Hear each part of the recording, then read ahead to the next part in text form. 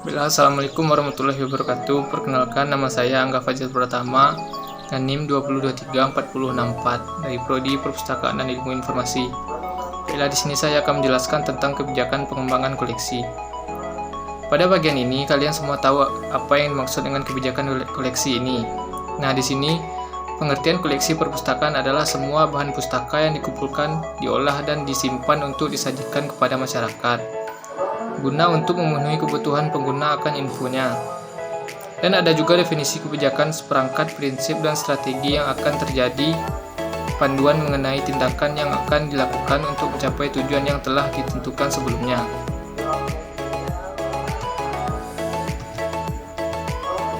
Kemudian kebijakan ini biasanya berfungsi untuk memisahkan bahwa keputusan yang diambil masih sesuai dengan filosofi dan tujuan organisasi. Dan daripada itu, kebijakan pengembangan koleksi ini dilaksanakan secara terarah dan harus disusun secara tertulis. Kesalahpahaman bisa saja terjadi, sehingga pengembangan koleksi ke arah koleksi yang memblokir dan terarah dengan kebijakan pengguna tidak akan terpenuhi. Selanjutnya, kebijakan pengembangan koleksi ini didasari oleh beberapa asas seperti berikut. Kerelevanan berorientasi kepada kebutuhan pengguna, kelengkapannya, dan kemutlakannya. Yang terakhir, itu kerjasama antara semua pihak yang berkepentingan.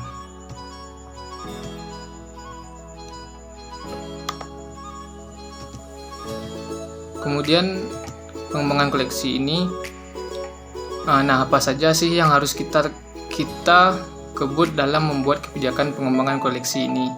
Jadi yang penting yaitu kita harus mengetahui kekuatan dan kelemahan koleksi perpustakaan, dan ini sangat berpengaruh pada kecemasan dan kelakuan sebuah bahan pustaka. Yang kedua, penggunaan yang kita layani dan bagaimana mereka merubahnya. Yang ketiga, ini mengapa kebijakan diperlukan, karena kita sebagai pengelola perpustakaan akan membenarkan pelayanan kepada pengguna pustaka. Yang ketiga, sumber-sumber informasi lain yang tersedia di sekitar lingkungan pengguna pustaka yang ada tersedia secara terpimpin ataupun perpustakaan tersebut. Kemudian fungsi kebijakan pengembangan koleksi ini yaitu kebijakan koleksi secara garis besar dibagi menjadi 3, yaitu fungsi perencanaan. Ini adalah perencanaan yang mengatur prioritas dalam mengalokasikan sebagai sumber dana, serta penerus-penerus yang akan dilakukan. Kedua, komunikasi internal, seperti perpustakaan perlu berkomunikasi dengan masyarakat sendiri. Yang ketiga, fungsi komunikasi eksternal, perlu memberikan perpustakaan lain tentang rencana pengembangan koleksinya. Kemudian manfaat kebijakan pengembangan koleksi ini. Dimanfaatkan kebijakan koleksi ini, banyak sekali manfaat dari kebijakan pengembangan koleksi ini yang dapat kita ambil,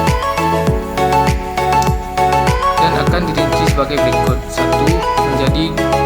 Menjadi dokumen untuk solusi kepada masyarakat. Kemudian menginformasikan kepada setiap masyarakat dan mendorong pemilihan tentang prioritas sekian organisasi untuk koleksi. Menghasilkan komunikasi pada tingkat tertentu, membantu dalam resolusi akan anggaran. Terus isi kebijakan pengembangan koleksi ini. Pengembangan koleksi yaitu diawali dengan penjelasan sangat terperinci misi perpustakaan dan searah yang ingin dicapai, deskripsinya mencapai masyarakat.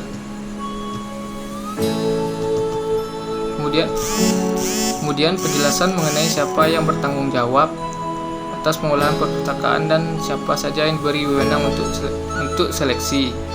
Metode pemilihan, pengaturan, pengambilan komposisi masyarakat yang dilayani, dan informasi berupa 1. Pedoman dan kriteria seleksi. 2. Daftar timbang buku tipe pengembangan yang digunakan untuk seleksi. Kemudian unsur-unsur kebijakan pengembangan koleksi. 1. itu, kebijakan ini dinilai sangat berguna dalam menentukan kebijakan ini.